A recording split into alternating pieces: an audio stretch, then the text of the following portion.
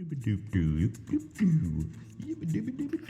the very first thing I'm going to do with the Infinite Songbook is in Acolyte Mode now. I'm not super great at piano, but I have a copy of the Infinite Songbook, and you can use this copy in a certain game mode to learn a new instrument. So let's learn the piano. The very first thing I'm going to do is just locate out one of the major suits. It actually doesn't matter which one, but I'm just going to go through the deck real quick and pull out the spiral suit. And then from the spiral suit, that's going to be 12 cards. But that's kind of a lot on your plate when you're just learning something to start. So I'm going to focus down on, out of those 12 from the spiral suit, we'll just start with 5 of those. And it'll be the cards that spell the word caged. C, A, G, E, and D. So I'm just going to pull the spiral suit caged cards out of here real quick. I'll probably fast forward it. Ready? Here we go.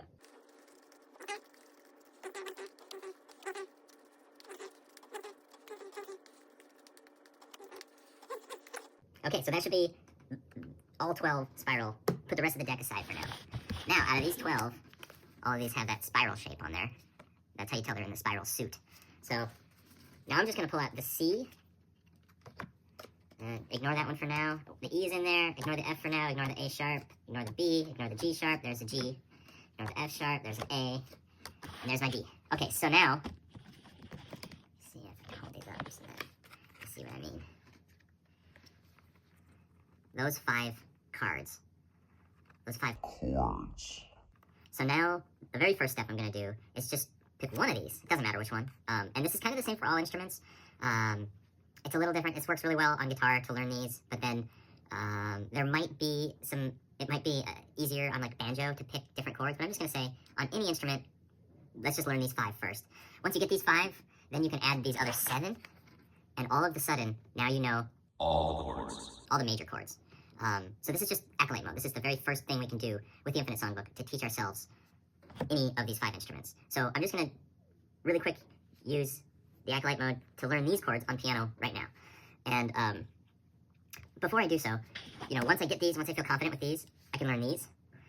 And then once I feel confident on those 12, I can put them back in the deck.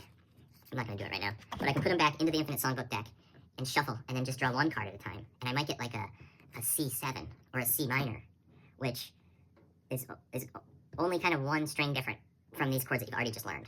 So there's this incremental way using the Infinite Songbook to kind of get all your chords down. Once you have the chords down, you can start practicing in Oracle Mode, and that is when you use the Infinite Songbook to create a chord progression, and then so you draw cards out of the Infinite Songbook until you hit a play card, which will stop that progression. And then you're going to try to play that progression, and that'll be interesting because sometimes it's easy to play a C chord or an E chord, but getting from a C chord to an E chord might be difficult for you if you're trying to do it in time. So you're kind of bringing the parameter of time into the whole equation in Oracle Mode. But still, that can quickly become boring when you're just doing this to learn the chords and to learn how to move between chords. And then you get into Sorcerer Mode, which is where this game is really fun. It's where you get to write songs using these chords that you know. But right now, I don't know the piano that well. So let's just use these cards to teach ourselves these 5 chords. So firstly, here's the C card. And if you look up there on the piano symbol, it's just the white keys. The major triad triangle here in the noodle crunch image will show the 1, C, and there's your major triad, making that major triad triangle. And if you look at the points in that triangle, it's C, E, and G create the C chord, the major triad for the C chord. If you look up there on those keys, you can see the C, E, and G are stated. And then the rest of those that have the black dots, those are in the scale, which are represented by those where the corners of the shape hit around the circle that aren't part of that major triad. And those are the rest of the notes in the scale. So the C on piano is incredibly easy. It's normally the starting point for everyone on piano. And that's just locating that C note, which, see those 2? You just locate those 2, and it's off to the left of the set of 2. So here's a set of 2 black keys. That's what I mean when I say set of 2. So off to the left, that's a C note. Now, if I play the C, E, and G together, that's the major triad, and that's the C chord. Done. C chord. Done. If I want to play it in a different octave, I locate those 2 black keys, locate that C note, and then I can put a triad behind it, play those other 2 notes, and make the C chord. Done with C. We know how to do a C now. All right. A. Now A, let's look at A is a little less straightforward than the C. Now we're starting to use black keys.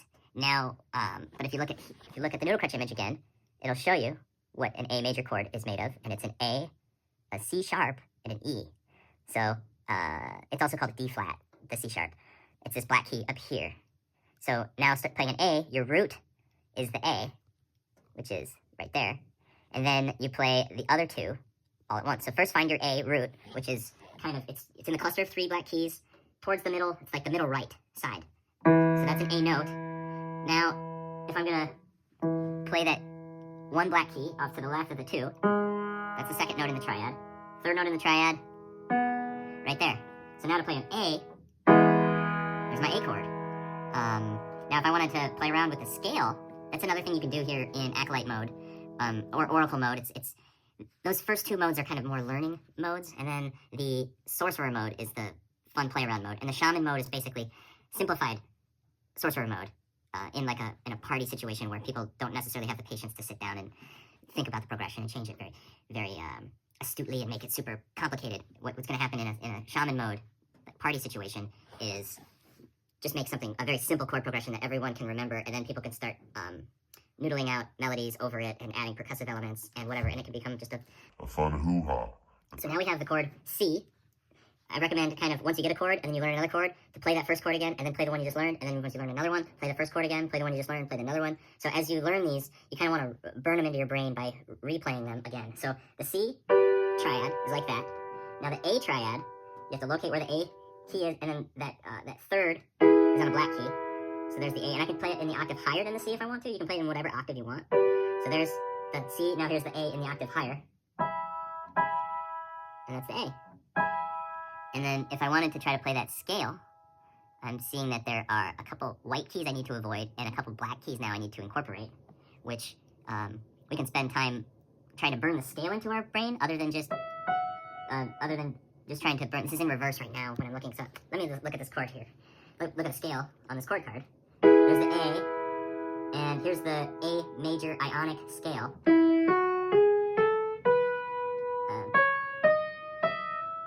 Yep, and then it repeats again. So here I'm on A again. So that's something to play with, but for right now, very beginner Acolyte mode, which I'm trying to do here on the piano, you don't have to worry about the scales yet. But, so that's the A chord. So now we have the C chord and the A chord. Let's try the G chord. The G, hopefully you're starting to see a pattern here. Locate the root. Now the G is under the symbol of the number 1 on the noodle crutch card. And you can see that the G is it's next to the A. But it's on the left side of the center 3 instead of on the right side of the center 3. So the G is right there. And to make a G major, you're sticking to the white keys to make that major triad. There it is. There's the G major triad. Those 3 corners of that white triangle inside the noodle crunch image. Now if I want to try to play the scale in G major ionic, which I'm going to have to play this 1 sharp flat note, and then the rest are on the white keys. So let's try this. It goes. And if I didn't play this black key on the G, if I just played the white keys in that scale, that is we left the ionic mode and now we're in the mixo mode. That's just a different modal scale, and you get all the modes from just twisting that 1 shape. And we'll get more into that later. I don't want to confuse beginners trying to use the Infinite Songbook to teach themselves an instrument with all that musical esoterica. for now. So there's the G major. So here's the C, here's the A, and here's the G major. All right. Next, right? It's not that difficult. Here's the D. The D major, again, is the D, the F sharp, and it's not quite getting into focus that great there, is it? There, and the A. And so, you find your root on the piano, find where that D is. It's the white key in between the 2 black keys. Right there. Has a little D. Okay, so that's the root of this chord. And now if we want to put the 3rd and the 5th note in that scale behind it, I gotta play one of those black keys next. And then the A. And there's the D chord. Triad. Alright. We skipped the E. We're gonna actually spell that word, but we don't have to spell that word. So, now, the last one. Or, I should actually play the D. So, C, A, that black key right there, G, D major, and now our last one that we have to learn, and we got these 5 down, is the E major. Another kind of trickier one on the piano because we leave those white keys. There are 3 of these chord triads where you just stay on the white keys and you just skip one, play one, skip one, play one, and that's your chord. And then there's some of these, in order to stay in that ionic mode, you need to shift around and use some of these black keys. The E is one of those where you have to start to stay in that ionic mode orientation. If you see the symmetry of the stone, it's like going up in that direction. and we're starting there. If you twist that stone, and it changes where that half step falls in the circle. It changes other things too, but like if it's the whole tone scale and you twist it, it doesn't do anything because there are no half steps that move around. It's just it's a hexagon that you spin, and it's symmetrical on any way you slice it. So there are really no modes of a whole tone scale. Each corner is kind of a unique thing because those half steps move and now are played in different spots. So sorry about that tangent, but here's the E major, and it's played by playing an E, a G sharp, and a B. And if you look on my keys, I got my E, which is here next to the D. So locate the two black keys, and then it's the one off to the right of those two black keys. And then that'll be the root for the triad. And now let's build the rest of the chord on top of that by adding the middle black key of the 3. And then we can finish it off with the last note in the triad at B, which is off to the right side of those 3. There's our E chord. So here, we have our 5 chords already. I can try to play the ionic mode of E. The card shows me which ones I have to hit here to do the ionic mode of E.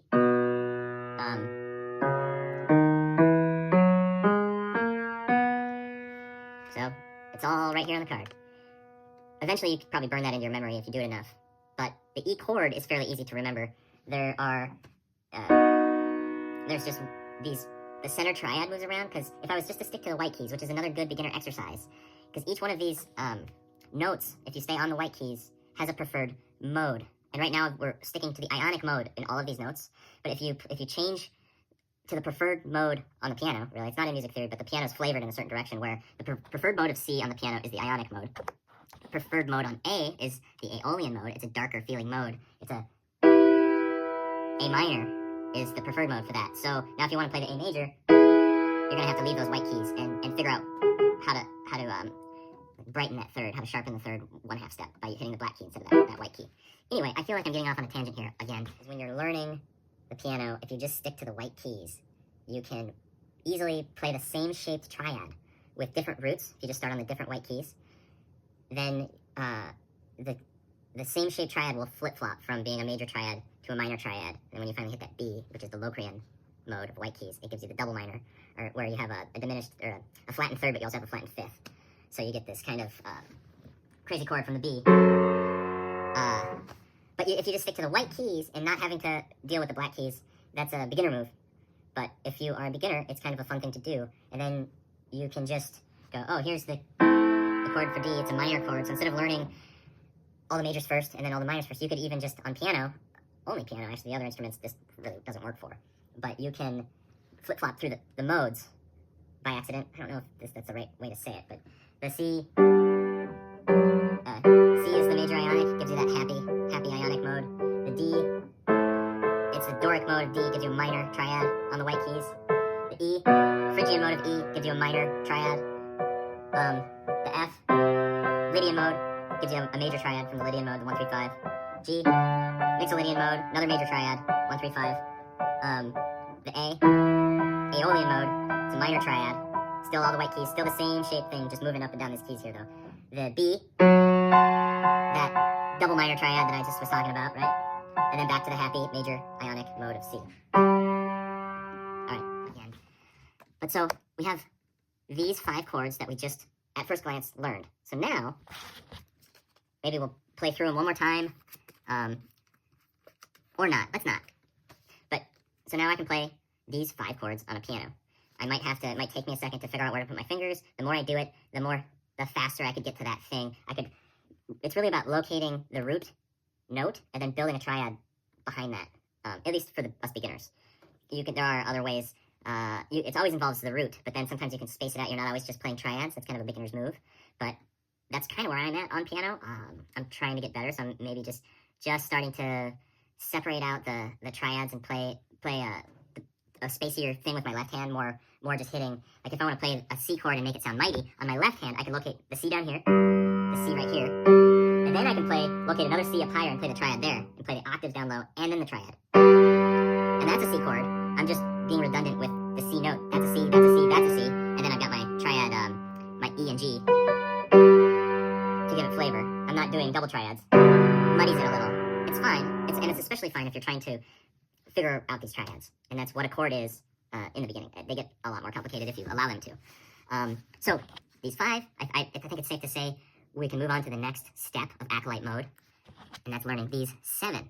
Now these we're gonna, on guitar especially, but it holds true I think on most of these instruments with a few exceptions. So now these 7 are a little harder on guitar. They're not much harder on piano, although now if I'm gonna start with my D sharp as the root, the D sharp is that black key right there. So now that's my root, and I have to build a triad up from there. And look at the note names on the noodle crutch diagram.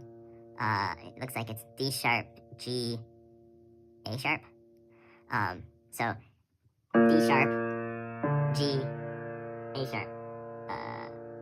There. All right. So that's my D sharp chord, and these are a little harder because we're leaving the white keys now. Now the root is on one of these black keys. This is where I have a little room to learn. So D sharp. Let me try to play it again. There's the D. Locate the D sharp. Play that triad. Cool. I can do the scale. This is again the spiral suit and the stone suit. You're just in the ionic mode. So the scale is going to be in the ionic mode, but you can scale it using other modes in D sharp or in whatever tonic or root you're in. But for now, we'll call that good. We'll stick that in the pile of chords that we're getting acquainted with. Here's the F sharp. Again, you have your chord chart for piano on the top there. You locate the one that has the little circle that says F sharp. I'm trying to get that in focus for you. There. Is that in focus? You see, okay, so now all those keys with the white circles and the letters inside them, they all fall on the black keys of the piano here. So to play an F sharp, I find the furthest to the left black key in the cluster of 3. That's my F sharp. And then the furthest to the right in the cluster of the black 3, and then the furthest to the right in the cluster of the 2. Oh, that was wrong. Oh, no, it's not. Yeah, it is. Oh, because this is on mirror image, it was messing me up. It was wrong. It's the left. It's the black key on the left. I think the mirror image goes away. It's just, I'm filming this on an iPad, and I can see myself right now and see these cards, but everything is in reverse as if I'm looking at a mirror. But I'm pretty sure that if I play this back, it flips it back to normal, so it's not in reverse. But it's screwing me up a little bit because I'm looking at the image on the iPad, and it's in reverse, so left looks right and right looks left, and right now I'm saying play the one on the left. But anyway, with Infinite Songbook, you can just have this card. And another thing I could do with piano, and I could actually, instead of just staying to these chords, is now I can cruise around in the ionic mode of F sharp and play that scale. It's all the black keys and just 2 of the white keys. Because these, I don't know if I'm jumping around too much here, but the 3, and then the 2, and then the 3, and then the 2, if I'm in F sharp, it's very handy to know where it actually makes like a little horseshoe around the 3, and that's all I have to remember. So now I can go, oh, F sharp, cool. And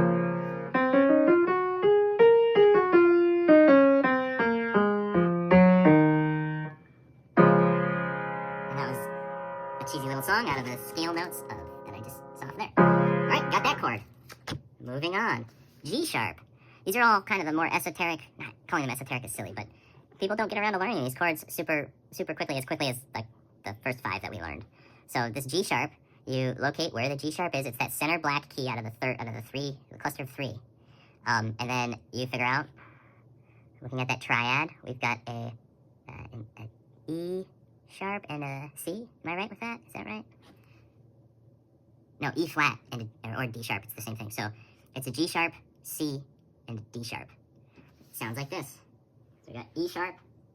Well, first you got to play the root. So the G sharp is center black key.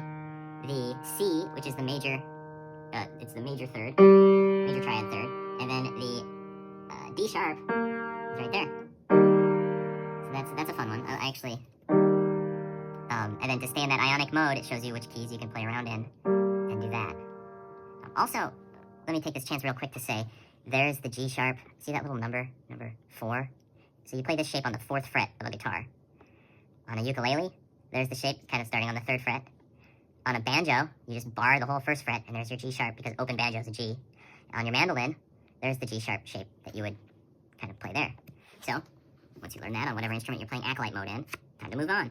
Let's play a B on a piano. There's all the notes in the B ionic mode, and there's all the notes in the B ionic scale. So to play a B major on piano, you see our root note is a B, it's on the white key there, but then the other 2 notes in the chord, in the chord triad, are on those 2 black keys. So the B, here's my root B, it's a B, and here's what the chord sounds like.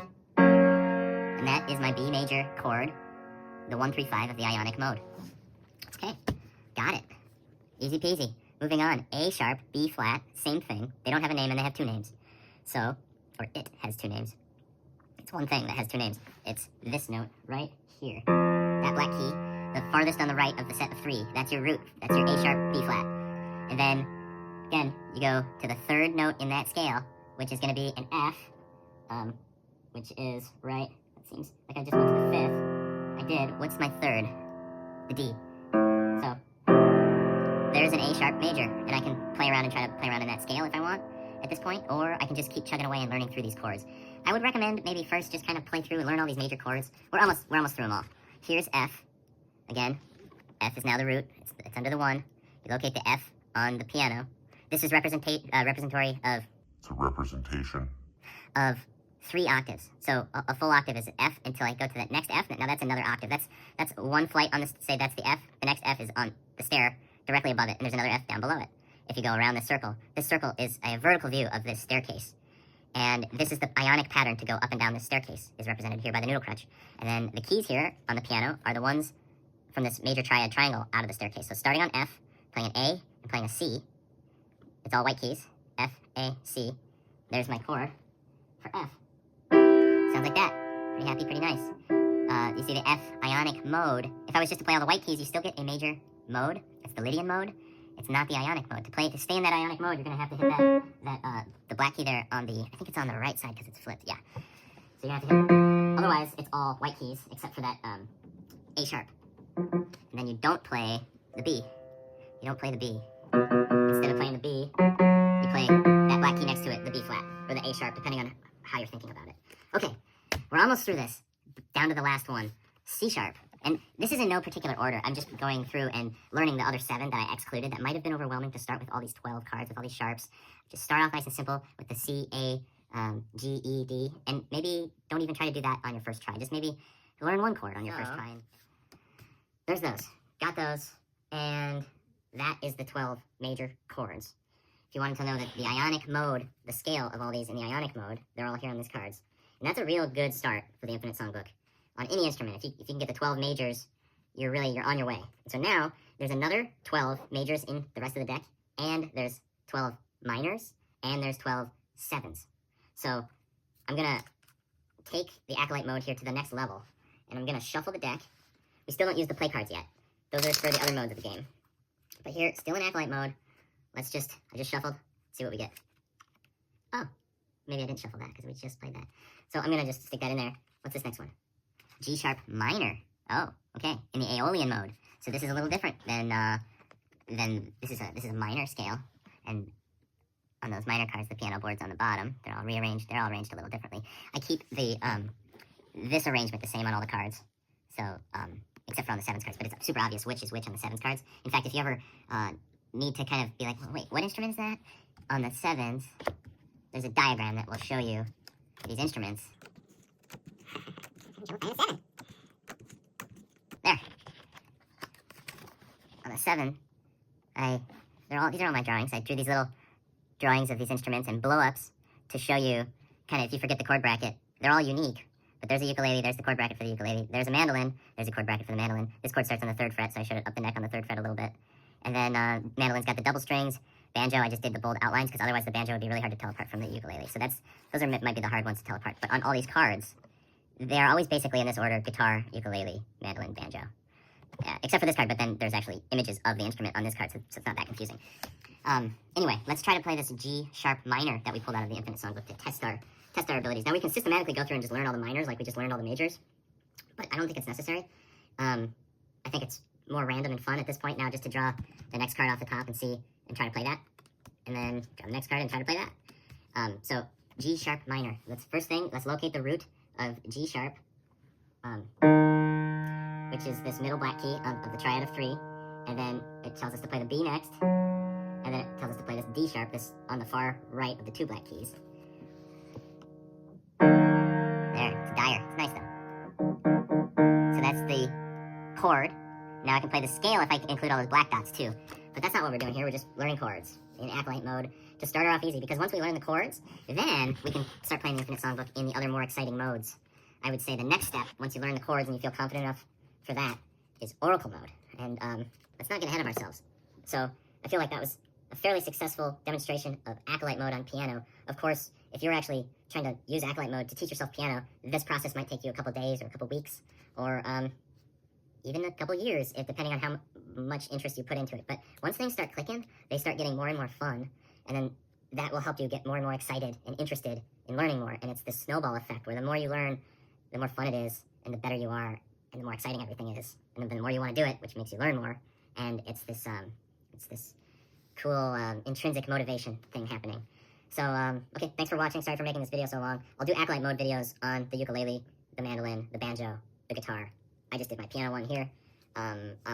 Maybe I'll do some Sorcerer Mode videos with piano, but that's pushing my ability levels on the piano. I should actually play Oracle Mode more with the piano and get comfortable with these chords, so that when I'm playing in Sorcerer Mode, I'm not having to look at the chart and go, oh wait, how do you play that again? In Sorcerer Mode, you're kind of expected to be familiar enough with the instrument you're playing to just look at the big letters on here, and you'll go, oh, okay, A sharp, I'll play an A sharp. Boom on guitar, or boom on a piano. You don't have to go, oh, okay, wait, it's the A is the black key on the right, and then my triad. That's what this mode of gameplay is for. Is to learn, to get that learned, and then you're ready for the next step of the fun, and that is actually writing your own tunes. And I should put a little caveat in here about the Oracle Mode isn't just about learning the chord, it's also about learning the scale that the chord is the first, third, and fifth tone of, and the scale is 7 tones. That's fun in itself, and it's kind of, in the instructions of Infinite Songbook, I say if you're playing Oracle Mode and you just pull one card out and you say you're pulling these cards off the deck and you get a B, and then you pull, and then, play card, that means you stop, you stop your progression. And it's like, well, that's not even a progression, I just got one and then it told me to stop. Well, maybe now is a good time to noodle around in B and to see how to play that B major scale on the piano and see what that sounds like. Maybe I could do.